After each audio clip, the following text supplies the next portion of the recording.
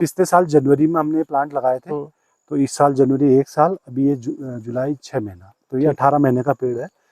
18 महीने में मुझे जो लगता है, मैं भी घुमाऊं, लोगों ने तो मुझसे 3 साल ये बोला था कि 30 महीने में आपकी ऐसे फ्रूट आएंगे। कुछ कहते हैं कि जैसे फ्रूटिंग होती है तो 1-2 साल नहीं लेना चाहिए। मैं आपको बताऊंगा, जैसे ये फ्रूट है ना, ये गुच्छे में आता है। ये गाला या M9 की जो ये खासियत है, ये 5 पेड़ों का एक फ्रूट होता है। अच्छा, तो हमको क्या करना है, इसको थिनिंग करनी है, फ्रूट थिनिंग बोलते हैं उसको। 5 को 2 या 3 पर रखना है, तब फल का साइज अच्छा आएगा। नमस्कार दोस्तों, स्वागत है आपका गाँव वाला यूट्यूब चैनल के एक और वीडियो पे।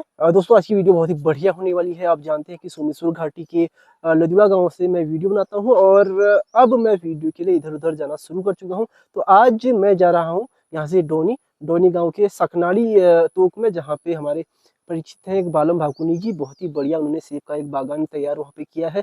तो आज उनका इंटरव्यू लेंगे और आपको सेब का बागान दिखाएंगे। इसके अलावा यहाँ से डोनी तक का सफर, उसके अलावा डोनी से वहाँ जाने तक का सफर, सब कुछ आपको बहुत बढ़िया से दिखाया जाएगा। तो उम्मीद है आपको इस वीडियो में बहुत ही मज़ा आने वाला है। और उसके अलावा ये वीडियो जानकारी से भी भरी होने वाली है, क्योंकि जो भी लोग सेब की खेती करना चाहते हैं, हमारा सोमेश्वर क्षेत्र आता है 1500 मीटर में, समुद्र तल से 1500 मीटर की ऊंचाई यहाँ पे है। तो 1500 से 3000 के आसपास की जो बीच का जो एरिया होता है, वो क्षेत्र जो है सेब की बागवानी के लिए बहुत ही बढ़िया है। और जो भी लोग सेब की खेती करना चाहते हैं, वो आज की वीडियो से काफ़ी कुछ सीखेंगे और कहीं ना कहीं एक प्रेरणा भी लेंगे, क्योंकि आज हम जहाँ जा रहे हैं वहाँ सेब के करीब करीब 3000 पेड़ है। तो बिना देरी के आज की वीडियो को शुरू करते हैं और सीधे ले जाते हैं आपको डोनी की ओर।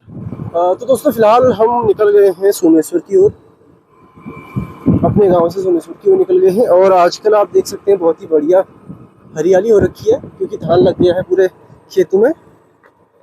देखिए धान लग चुका है, इस वजह से बहुत बढ़िया हरियाली हो रखी है, पूरा हरा हरा है।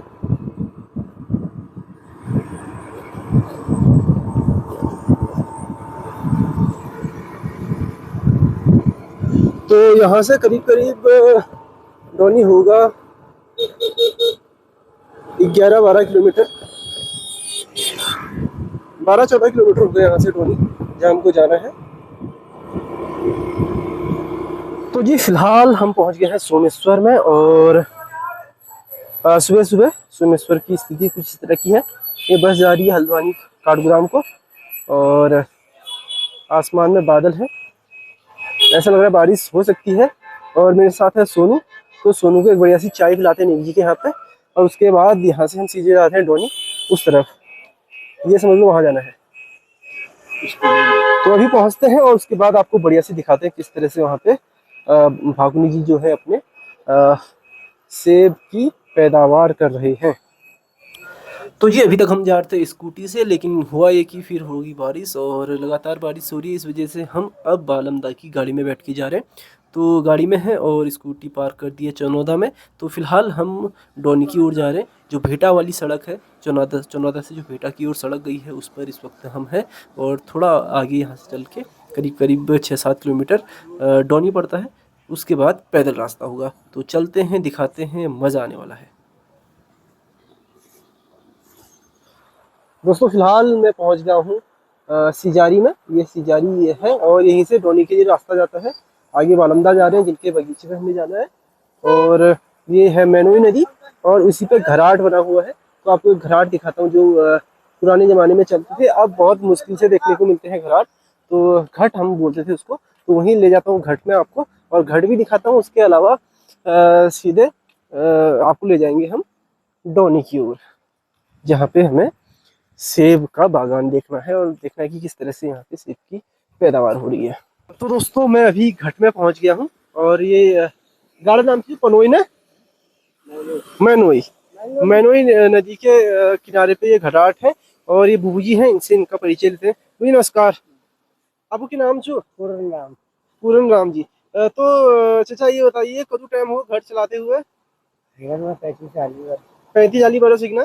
तो आज तो पहली बार घट देखनी मुझे हमें। आज मैं तबीयत खराब थी ना, मैं विशेष नहीं होना लौट रहा हूँ। अच्छा लौट ने। तो घट में घट जो पानी चन्नी है इमी एक दिन में कदू पिछली जान अगर 5-6 घंटे पिछला ओ ये जना ये शिवंडा कटल ये 1.5 घंटा हो जमाना उदको नहीं होय ना साल खत्म सुनी। अच्छा तो फिर तुम चलो जाओ यार, तो बहुत मेहनत। चलो 4 महीने बंद रहो, पानी बचा रहे, एक फितौड़ फोड़ दे अच्छा, तो कुछ भी ये नहीं फितौड़ बर्बाद रे बनता है। फितौड़ की भाई पाथर है? फिर ताऊ रिंगो जो अच्छा, ठीक ठीक ठीक। जब पानी लागो हाँ हाँ, घिरी टाइप हो जब ये पानी लगा लोग घुमाल ना तो वो घुमाना तो पाथर पाथर चला तो भतेर बेटी देख लो। हाँ थोड़ा फिर वो बोट का देखिए, नहीं देखे ना, मतलब ये चक्की देखिए। बोट का पंख देखो जा आओगे देखो।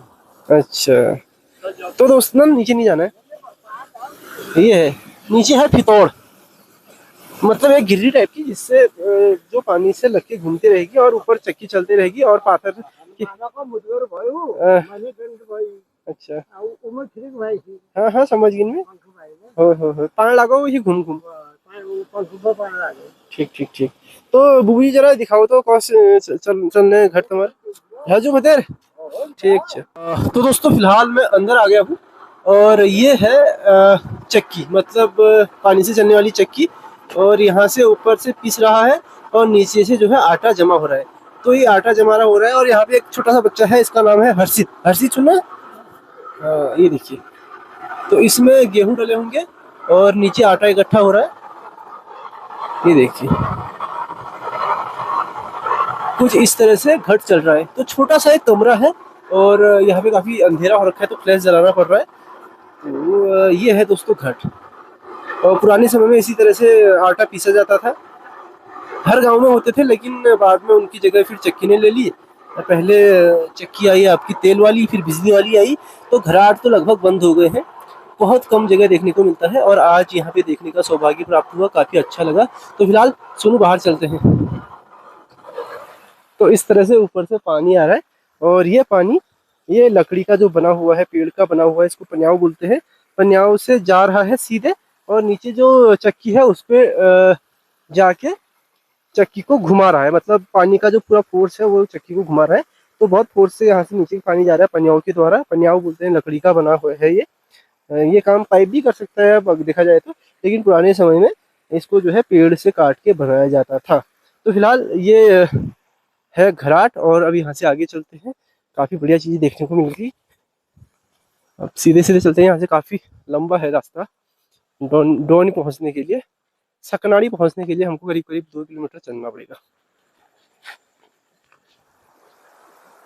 फिलहाल हम चल रहे हैं, अभी आधा आ गए हैं, मतलब आधा क्या आए हैं, 1/3 आ गए हैं। 2 किलोमीटर के करीब चलना है, 500 मीटर आ गए हैं। तो ये जो आप खेत देख रहे हैं, इस जगह का नाम है, मतलब इस एरिया का नाम है जहाँ पे खेत है, दड़म खेत। तो पहले ये बता रहे कि पहले यहाँ पे रोपाई हुआ करती थी किस समय में, धान की रोपाई, लेकिन अभी फिलहाल ये खेत भी जो है बंजर पड़ चुके हैं। तो इनमें भी कुछ ना कुछ उगाया जा सकता है, क्योंकि पानी की यहाँ पे कोई कमी मेरे को लग नहीं रही, क्योंकि गधेरा है बगल में ही। तो पानी की वजह से तो ये खेत बंजर नहीं पड़े, लेकिन जंगली जानवरों की वजह से शायद इनको दिक्कत आई होगी, क्योंकि जंगल के बीच में ये जगह है। और आगे से सोनू जा रहा है, सोनू को पकड़ता हूँ। ये देखिए दोस्तों, मैं बोल रहा हूँ कि बगल में पानी है, तो पानी की तो कोई समस्या नहीं खेतों के लिए, लेकिन जंगली जानवर यहाँ पे परेशान करते हुए, क्योंकि जंगल के बीच में है। बाकी पानी की दिक्कत नहीं है और खेत भी ठीक ठाक लग रहे थे मेरे को। तो आने वाले समय में मेरे को लगता है कि ये सारे खेत, एक ऐसा समय आएगा कि ये सारे खेत जो है आबाद होंगे, जो बंजर पड़े हैं। तो सामने एक मंदिर दिख रहा है, उसके बारे में भी जानते हैं। वो देखिए, तो जी मंदिर में हम पहुंच गए हैं और इस मंदिर के बारे में बता दूं कि यह है भजनेश्वर मंदिर और काफ़ी बढ़िया मंदिर है। यहीं पे घाट भी है, तो दिखाता हूँ आपको, मंदिर के दर्शन भी कराता हूँ। और 2 अगस्त से बता रहे हैं कि यहाँ पे शिव पुराण का भी आयोजन होना है। तो आगामी 2 अगस्त, मतलब अगले महीने से यहाँ पे शिव पुराण भी होना है, तो तब भी आप आ सकते हैं। तो बाहर नंदी महाराज हैं, जैसे हर शिव मंदिर में होते हैं उस तरह से, देखिए। और अंदर है शिवलिंग। जय हो। तो ये है भजनेश्वर मंदिर।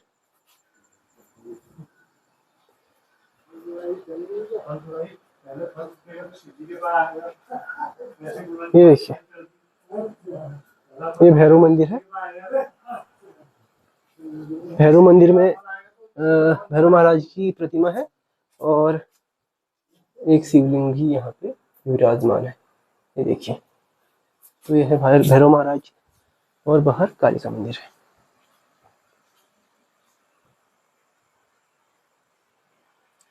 तो काफी बढ़िया इलाका है, धर्मशाले हैं और रहने की व्यवस्था भी है, बर्तन भी हैं रखे हुए, तो सब कुछ यहाँ रखा है पहले से ही।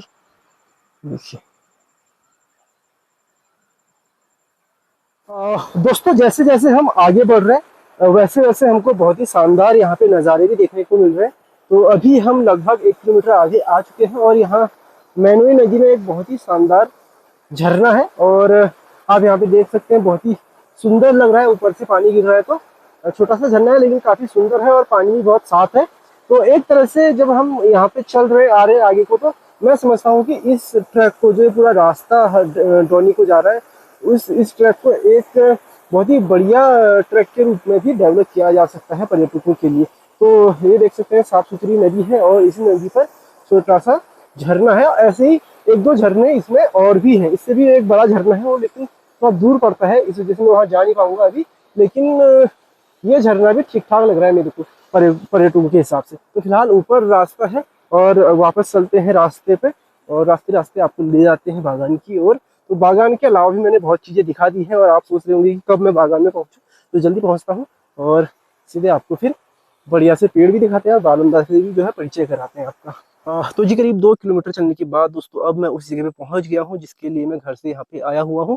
ऊपर आपको सफ़ेद जाली दिख रही होगी, उसके नीचे सारा पेड़ है, सारा जो है सेब है और सेब के पेड़ में फल आए हुए हैं।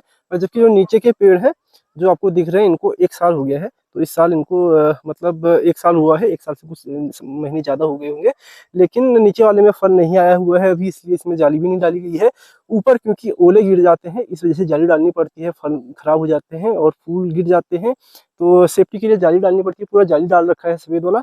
और अभी ऊपर चलते हैं, अब बालमदा आगे से जा रहे हैं और उनसे बातचीत करते हैं और आपको एक एक चीज़ बहुत बारीकी से बताते हैं कि इसमें क्या क्या रिस्क हैं, क्या क्या योजनाएं हैं और क्या क्या चैलेंजेस हैं और किस कंडीशन में सेब कौन सी वैरायटी का होता है, सब कुछ जानने की कोशिश करेंगे। तो चलता हूँ और एक तरह से ये वीडियो जो यहाँ तक आप अगर आ चुके हैं, तो अब जिसके लिए आपने वीडियो देखनी शुरू की थी वो अब शुरू हो रहा है। ये देखिए दोस्तों, ये छोटे छोटे जो आपको पेड़ दिख रहे हैं सेब से लदे हुए हैं, जितना पेड़ नहीं है उससे बड़ा इसका सेब है और सेब का साइज भी मेरे को बहुत बढ़िया लग रहा है। देखिए कोई कम से कम 100 ग्राम 200 ग्राम, कोई कोई जो फल है 250 ग्राम का भी मेरे को इसमें लग रहा है।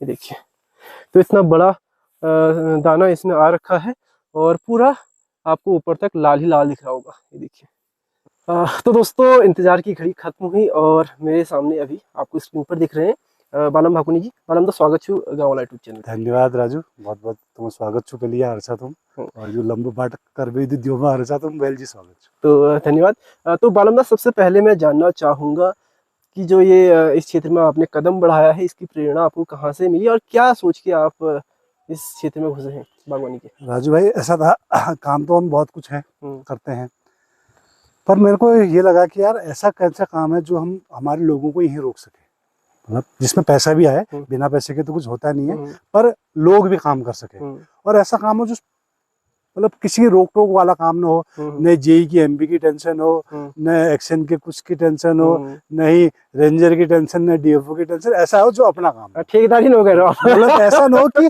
दूसरों पर निर्भरता हो। इस पर क्या अपनी मेहनत है, अपनी लगन है और इसके लिए मैंने पहले 1.5-2 साल पहले मैं बहुत चीज़ों में भागा। पहले मैं हल्दी की ओर गया, फिर मैं तिमूर की ओर गया, फिर मैं कई चीज़ों की ओर गया। मैंने इसकी सॉइल की कई टेस्टिंग कराई कई लैब्स में, तो मुझे लगा कि और इसका एलिवेशन भी मुझे लगा कि ये सेब के लिए ठीक है। कितना है यहाँ का एलिवेशन? ये है जो हमारा सबसे टॉप है वो 5300 कुछ 55 फीट है और जो हमारा लोअर एलिवेशन है वो 4800 फीट, मतलब 1600 मीटर से 1600-1700 के आसपास मीटर के हिसाब से ये समुद्र तल से ऊंचा है। और मैं जहाँ हिमाचल में गया, कई अन्य जगह गया, उत्तरकाशी गया और यहीं पर रानीखेत में हमारे एक उप्रेती जी का बगीचा है वहाँ गया, तो उसकी हाइट और हमारी हाइट सेम दिख रही थी। और सबसे अच्छी चीज़ क्या थी, यहाँ पर पानी था हमारे पास।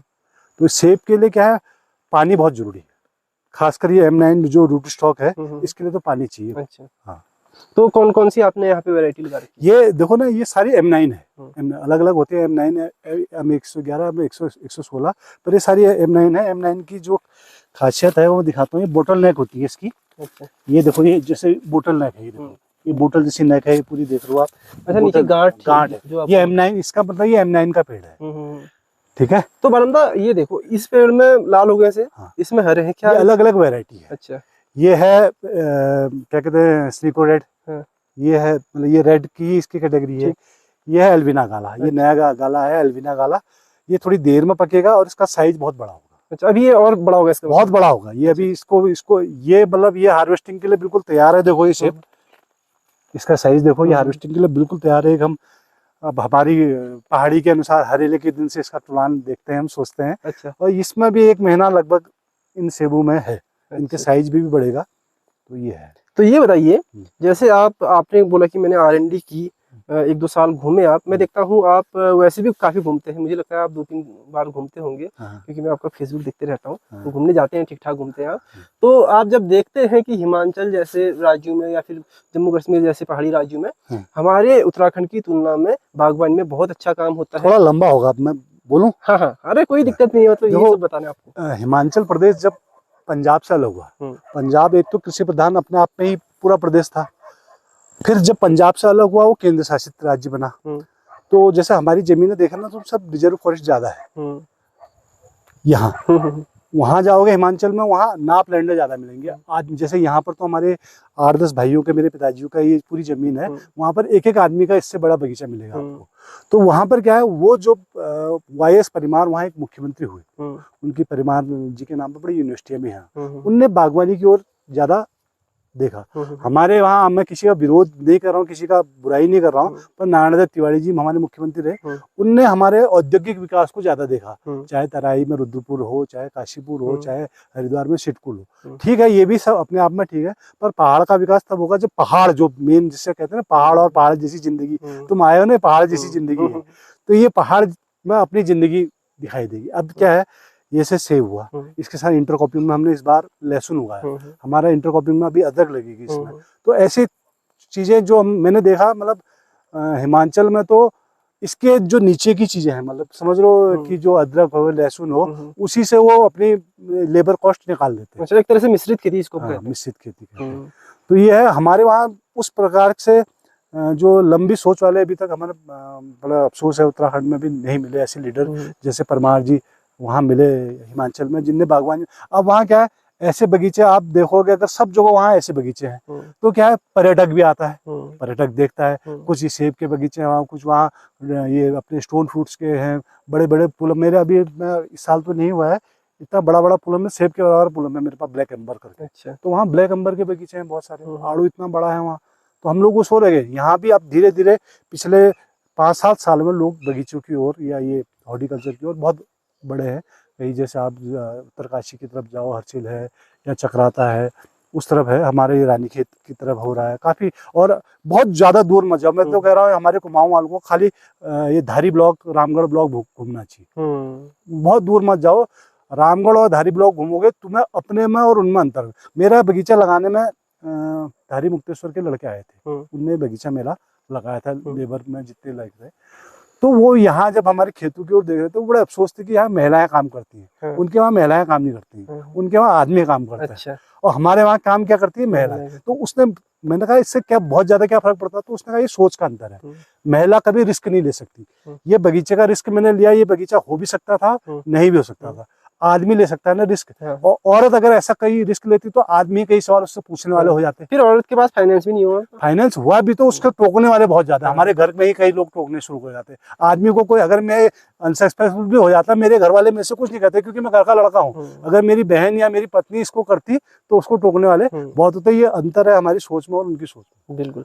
तो अभी आपने, चलो बीच में बात आ गई कि वहाँ पे नाप लैंड ज्यादा है। अभी मैं एक डॉक्यूमेंट्री देख रहा था, हर्ष काफर को आप जानते होंगे, तो उन्होंने भू कानून पे जो डॉक्यूमेंट्री बनाई थी, उन्होंने कहा कि मतलब उसका जो निचोड़ था, उनका निचोड़ भी यही था कि भू कानून की हम बात तो करते हैं, लेकिन जब हमारे पास भूमि हो तभी हमारे पास तो भूमि नहीं है, नाप लैंड तो हमारे पास है ही नहीं, सारा तो रिजर्व है, सारा रिजर्व। तो उनका कहना था कि पहले ढंग से जो यहाँ के मूल निवासी हैं उनको जमीन दी जाए, उसका आवंटन किया जाए, फिर उसका कानून बने कि इसमें ये हो सकता है, वो नहीं हो सकता है। उसका कहना, मतलब ये पॉइंट मेरे को उनका सही लगा। तो इंडियन फॉरेस्ट एक्ट में सारे हमारे फॉरेस्ट है, देखो सारा फॉरेस्ट है, फॉरेस्ट उसको यूज भी नहीं कर रहा है। और ये बहुत लंबी चर्चा हो जाएगी, इसको फिर बाद में। तो फिलहाल अब वापस इस पे आते हैं। तो अभी आपने इसको कितने नाली में, मतलब कितने एरिया में लगाया? ये देखो ना, पिछले साल मैंने 1500 पेड़ लगाए। अब इसकी नाली का एग्जैक्ट कैलकुलेशन देखो नहीं हो सकता, क्योंकि ये टेरेन ऐसा है, सीढ़ीदार खेत है, मेरे अनुसार जो हमारी ये पुश्तैनी जमीन है ये लगभग 150 नाली करीबन है, ऊपर से नीचे तक जो आपने देखी है। तो अभी कितने नाली में एग्जैक्ट क्या लगा है ये बताना बड़ा कठिन है, पर पिछली बार 1500 पेड़ हमने लगाए थे, जिसका सरकारी मानक क्या है 1500 पेड़ों के लिए लगभग 40 नाली का मानक है। अच्छा। इस बार हमने 2000 पेड़ लगाए हैं। ठीक ठीक। तो इस बार भी समझो 50 नाली का वो हो गया, तो लगभग 80-90 नाली में हमारा सेब लगा है। तो अभी जो गवर्नमेंट की स्कीम चली है एप्पल मिशन एप्पल करके जो चली है, उसके अंतर्गत आप ये कार्य कर रहे हैं या फिर? हाँ, एप्पल मिशन में उनने हमारे हॉर्टिकल्चर विभाग ने हमें बहुत सहयोग किया है। एप्पल मिशन में क्या है 60% सब्सिडी मिलती है जो लागत है। ठीक। लागत थोड़ी बहुत ऊपर चले जाती है, जैसे आपने देखा ये रोड से 2 किलोमीटर दूर है तो इतना ढुलान तो दे देते हैं, पर फिर भी सरकार की ओर से राहत है, वो भी 3 चरणों में मिलती है वो 60% सब्सिडी भी। पहला जब हमने लगा दिया प्लांट पूरे लगा दिए 40% उसमें आती है, उसके बाद 35% उसके बाद आती है, लास्ट में 25% फल लगने के बाद आती है। अभी हमें इसका 25% भी नहीं मिला हुआ है, पर मिलेगी। हमने सरकारों से पहले, हमने धामी जी से पहले भी कहा था कि इसमें क्या लागत तो हमारी लग गई, तो ये जो किस्तों में पैसा मिल रहा तो पैसा पता भी नहीं चलता कहाँ को जा रहा है। अच्छा। और इसकी मेंटेनेंस बहुत ज्यादा है सेब की। तो एक और चीज आपसे जानना चाहूंगा, जैसे आपके पास ठीक ठाक लैंड है, काफी बड़ी लैंड है, यहाँ पे गाँव में होती नहीं इतनी जमीन लोगों के पास, तो कोई किसान है, एक तो आपके पास लैंड है, दूसरा आपका पृष्ठभूमि भी थोड़ा राजनीतिक रहा है, आप पूर्व में जिला पंचायत सदस्य भी रहे हैं, तो कहीं ना कहीं आपकी बातचीत भी होती है, विभागों में आपको जानकारी भी होती है योजनाओं के बारे में, और अधिकारियों से भी आपकी कहीं ना कहीं बातचीत होती है, एक कॉन्फिडेंस भी होता है। लेकिन जो हमारे छोटे किसान हैं, मतलब छोटे किसान क्या है, जिनके पास मुश्किल से 4 नाली 2 नाली 3 नाली जमीन है, जो गाँव में किसान होते हैं छोटे मोटे, वो कैसे अगर इस पे आना चाहे तो कैसे आ सकते हैं? क्या उनका आना मतलब खतरनाक होगा क्योंकि वो पारंपरिक कृषि से हट रहे हैं, या फिर मतलब रिस्क ले सकते हैं, ये बताइए आप। देखो, पहले कृषि अपने आप में ही एक मतलब, चाहे वो छोटी फसल हो चाहे लंबी फसल हो, थोड़ा धैर्य तो चाहिए। मेरे में बिल्कुल धैर्य नहीं था जब तक मैं ये बगीचा नहीं करता था। जब एक पत्ती भी आनी शुरू होती तो धैर्य बहुत चाहिए, फल आने का तो बहुत बड़ी बात है। जहाँ तक छोटे खेतों की बात है, छोटे में अगर 4-5 लोग मिलके करें तो संभव है, क्योंकि ऐसा नहीं तार बाड़ करनी है। आप 200 पेड़ लगाओगे उसमें भी आपको प्रॉपर तार बाड़ करनी पड़ेगी। बगीचे में आदमी चाहिए। आप देख रहे हो हमारे बगीचे में 8-9 आदमी लगे हुए हैं, हम खुद नहीं कर पा रहे। अगर 200-250 पेड़ वाला कोई खुद करने वाला हो तब तो उसके लिए बेस्ट है, पर 200-250 पेड़ पे इनकम ऐसी तो आएगी नहीं कि उसका घर परिवार चल जाए, तो वो उसको एक अदर वे में कर सकता है। मैं तो चाहूंगा कि कम से कम 500 पेड़ों से ऊपर ही इसको शुरू किया जाए। अच्छा। तो कुछ लागत उसकी निकलेगी जिससे उसका घर परिवार चल पाएगा। अच्छा, तो ये जो अगर एप्पल मिशन के तहत कोई लोन लेना चाहता है, मतलब ये सब्सिडी पाना चाहता है, योजना को स्वीकृत करना चाहता है, क्या उसकी प्रोसेस? सिंपल सा है, आप अपने एक पटवारी के पास जाके पहले एक भूमि प्रमाण पत्र बना लीजिए। भूमि में जितनी भूमि होगी आपको, वो 2-3 लोग मिलके भी कर सकते हैं। तो वो आप जिला हॉर्टिकल्चर में या यहाँ पर जो हमारे आपके लोग खाड़ी पे है हॉर्टिकल्चर, उनको आवेदन कर दीजिए, तो उसमें जाएगा और वो आपको किसी के लिए मना ही नहीं, कोई नहीं, जितने लोग आए उतने लोगों को पैसा मिल रहा है। अच्छा। कोई ऐसा नहीं, कोई जैसे आपने कहा ना कोई जुगाड़ है ना कोई कुछ है। अच्छा। करने वाले लोगों की कमी है, मतलब इस फील्ड में आने वाले लोगों की कमी है, और ये बहुत अच्छी चीज़ है। अच्छा, ये बताइए, अब जैसे आपका सेब तैयार हो गया है, तो इसका जो बाजार है, बाजार तक आप पहुंचेंगे या फिर बाजार यहाँ आ रहा है कोई कंपनी के थ्रू, या फिर? मेरे पास बाजार फिलहाल तो बाजार यहाँ आ रहा है। अच्छा। मेरे पास दिल्ली से एक हमारे मित्र भी हैं, हमको ऐसे ही जो हमारी एक कृषक और ये बागवानी समिति है हमारी, एक पूरी उत्तराखंड की समिति भी है। ठीक ठीक।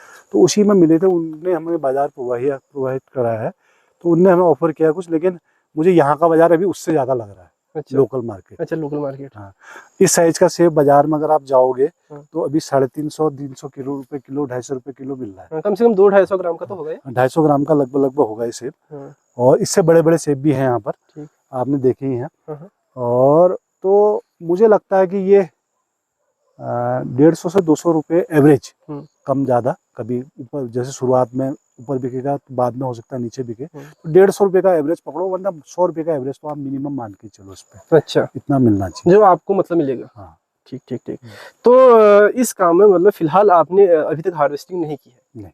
इस साल आप हार्वेस्टिंग करोगे? तो क्या उम्मीद है आपको? पिछले साल जनवरी में हमने प्लांट लगाए थे, तो इस साल जनवरी 1 साल, अभी ये जुलाई 6 महीना, तो ये 18 महीने का पेड़ है।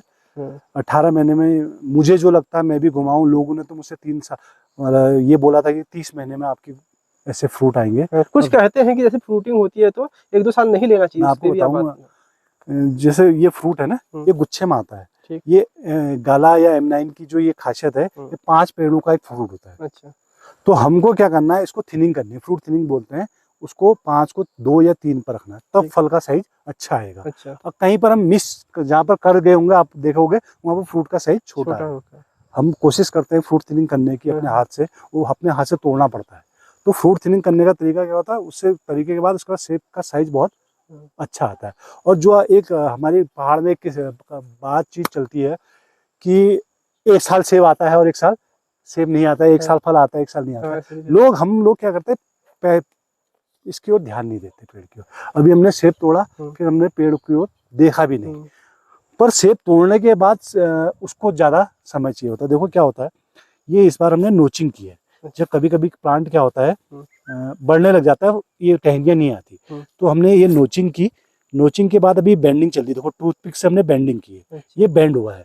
ये बेंड इसलिए हुआ है, देखो पेड़ है, ये टहनियाँ है, ये तो लकड़ी बन रही है। फ्रूट तो तब आएगा जब इसमें कार्बोहाइड्रेट जमा होगा। अच्छा। कार्बोहाइड्रेट तब जमा होता है जब बेंड होता है टहनी। अच्छा।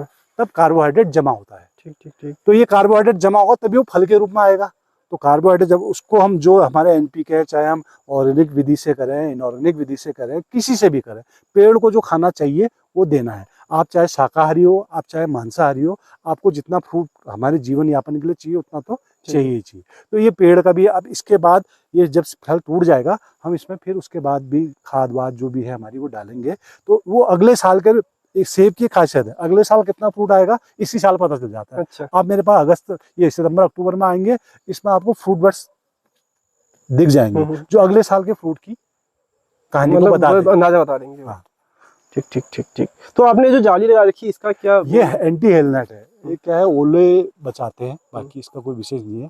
ओले हमारा बेमौसम के ओले पड़ते हैं, उस समय हमारा फूल आया होता है। जब ओले पड़ते हैं तो फूल आया होता है। फूल बहुत जरूरी है इसके लिए, फूल से ही फल निकलता है। और हमारा मधुमक्खियाँ काफी हैं, आपने देखा मेरे पास 7 बॉक्स मधुमक्खियाँ हैं। अच्छा। जो इस साल का हमारा ये सेब अच्छा दिख रहा है, दूसरे साल में ही मधुमक्खी भी इसका बहुत बड़ा कारण है। और ये रॉ लैंड थी, 80-90 साल से ये बंजर ही थी, घासी काटते थे। तो लैंड की अपनी ताकत भी होती है। कितने सालों से? 80-90 साल से। अरे बाप। इसमें पहले हमारे दादाजी लोग कहते थे गडरी फडरी धान वान सब कहते थे। ये ऊपर हमारे वो थे, खरीक बोलते थे, जिसमें गाय भैंस होती थी, तो वो खरीकों में करते थे। तो ये बताइए, जैसे आपने परागकण की बात की, मतलब मधुमक्खियों की बात की, तो वो रखना जरूरी हो जाता है बड़े बगीचों में या फिर? हाँ, बहुत जरूरी हो जाता है। हमने तो ऐसे वैसे बगीचे देखे जहाँ 40-40, 50-50 पेड़। तो बाकी बातें सब बात, पेड़ के लिए सबसे जरूरी है धूप और पानी। पेड़ की ग्रोथ के लिए इस साइड में जो हमारी साइड है, धूप बहुत अच्छी है और भगवान की दया से हमारे पास पानी भी अच्छा है। तो 98% तो धूप और पानी चाहिए, 2% अदर मिनरल्स भी, कार्ब, कैल्शियम, बोरान, मैग्नीशियम, जो भी NPK, ये खाली 2%। 98% धूप और पानी, जिसके बाद अच्छी धूप अच्छी पानी है, वो ये काम को कर सकता है। तो जैसे आपने लेबर लगा रखे हैं, मजदूर लगा रखे हैं, तो उनको भी एक बेसिक जानकारी आपके साथ, मतलब मुझे लगता है कि होनी चाहिए इस काम के लिए, क्योंकि बहुत सबसे पहले तो आपको स्वयं में जानकारी होनी चाहिए। जो कर रहा है तो होनी चाहिए उसको, तभी आप दूसरों को बता सकते हैं कि वो सही कर रहे हैं या नहीं कर रहे हैं। तो दूसरे को भी होनी चाहिए। तो आप जो लेबर रखते हैं उनको बताते हैं कि ये ऐसे करना है? 2-3 प्रकार के लेबर हैं। एक तो अभी हमारा भाई है कमल, उसको मैंने अपने हाथ से बता रखा, वो टेक्निकल जानकारी उसको पूरी है। एक हमारा नेपाली है, उसको भी अच्छी जानकारी होगी। जो हमारी औरतें डेली बेसिस पे आती है, उनका काम खाली क्लीनिंग और निराई गुड़ाई और इस प्रकार की चीजें ही। अच्छा। उनको हम टेक्निकल वर्क में नहीं ले जाते। उनको ब्रांच या ये बेंडिंग में कुछ नहीं। ये बहुत महीन काम है। मैं ये एक हाथ से हमने ब्लेडों से काटी हुई है, तब ये चीज आई है। इसे नोचिंग बोलते हैं। एक पेड़ मतलब एक दिन में हम 50, एक आदमी 50 पेड़ कर पाता था। अच्छा। तो ये कुल मिला के बहुत टाइम टेकिंग है। हाँ, बहुत टाइम, पूरा जो प्रोसेस है।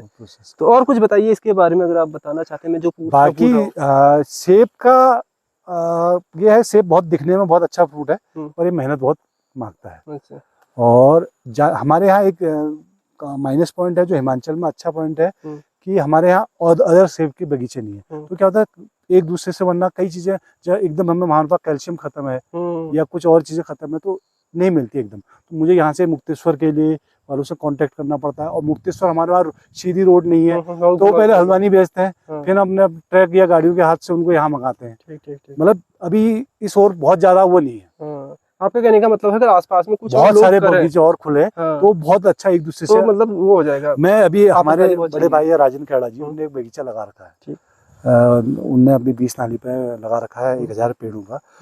जितनी परेशानियां मुझे आई इसको शुरू करने में, हमने उनको जितनी बातें जो सलाह दी उनने मानी, तो उतनी परेशानियां नहीं आई उन्हें। तो अगली बार जब कोई और उनके आसपास खोलेगा जो कैड़ा जी उनको सलाह देंगे तो वो और मैं समझ गया। कुल मिला के अगर आसपास के लोग करेंगे, आप विश्वास नहीं करोगे, इसमें मैंने पिछले साल मेरी लेबर खेत बनाने में या अन्य चीजों में 13 लाख रुपए की लेबर लगी नेपाली मेरे। ठीक ठीक।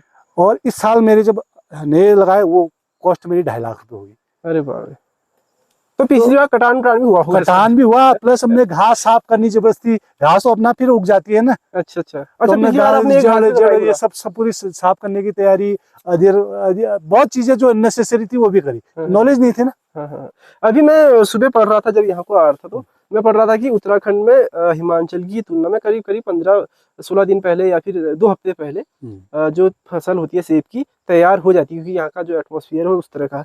तो वो बता रहे थे कि इसलिए उत्तराखंड वालों को अगर वो कर सकते हैं तो हिमाचल से पहले मार्केट मिल जाती है और दाम भी अच्छा मिलता है। तो इस पे आपका क्या कहना है? बिल्कुल बिल्कुल, ये बिल्कुल सत्य बात है, क्योंकि हमारा एलिवेशन और हमारे जो एटमॉस्फेयर है वो थोड़ा इनसे नीचे है, तो हमारा सेब जल्दी हो जाता है।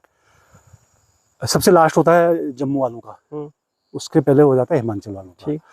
तो जितना अभी आपको मैंने दिखाया ना, ये इसी पर ये बगीचे की एलिवेशन 100 मीटर है, इसी में सेब का अंतर है।